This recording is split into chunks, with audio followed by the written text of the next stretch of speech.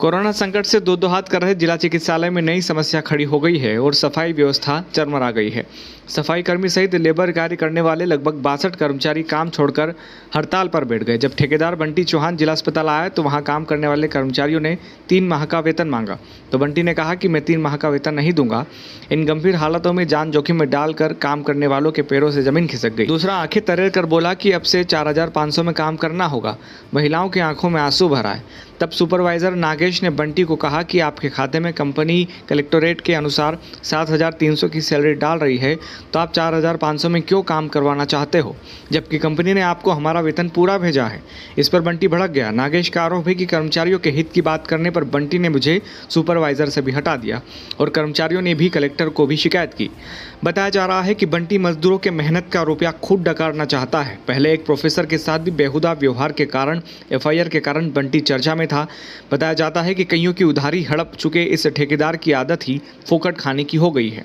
इसके चलते गरीबों के वेतन की अमानत में भी खयानत कर डकारना चाहता है। कलेक्टर और प्रशासन ऐसे लोगों पर कड़ी कार्रवाई कर गरीब सफाई कर्मियों को न्याय दिलाए।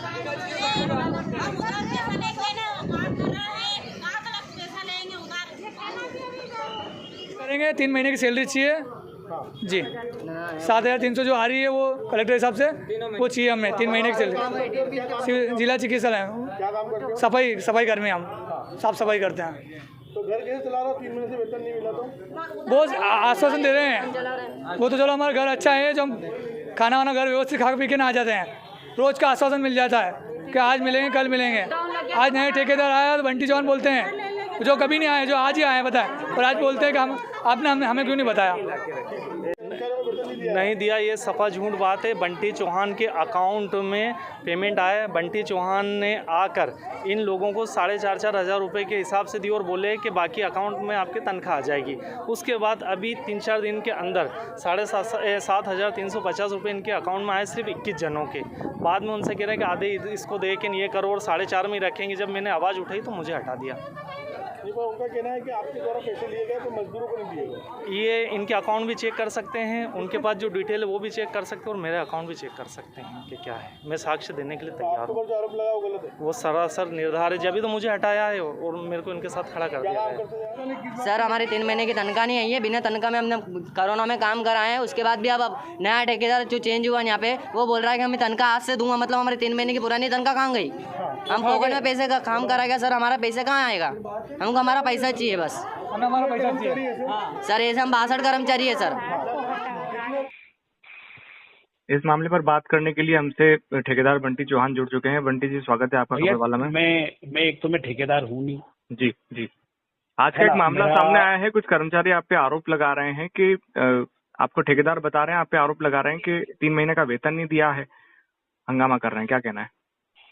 देखिए, पहले तो मैं बता दूं कि मैं ठेकेदार हूँ नहीं। दूसरा, मेरा उस विषय उस हॉस्पिटल के ठेकेदारी से कोई लेना देना नहीं। नीरज जी मेरा मित्र है, उसके नाते मैं थोड़ा एक विवरता के नाते इस विषय को समझने और देखने चला गया था। ये विषय।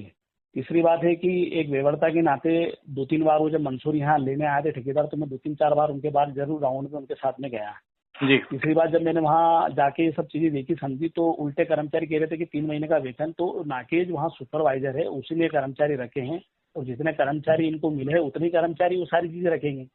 और ये आरोप प्रत्यारोप का विषय ना समझते हुए कि इसके पीछे गड़बड़ कौन करा उसको समझना चाहिए। और मैंने तो विवरता के नाते कर्मचारियों के हक की बात भी मैंने वहाँ करी जाके, पर कर्मचारियों को वहाँ उल्टा जाके उनने मुझे दोषी ठहरा दिया और मान लिया कि आप लोग गड़बड़ कर रहे हो और आपने कर्मचारियों के रूप में पैसे, जबकि नीरज जी ने तो पूरा पैसा भी दिया है और सारी उनके पास लिखित में भी है और इन लोगों के साइन भी है और पूरी सारी चीजें करी है।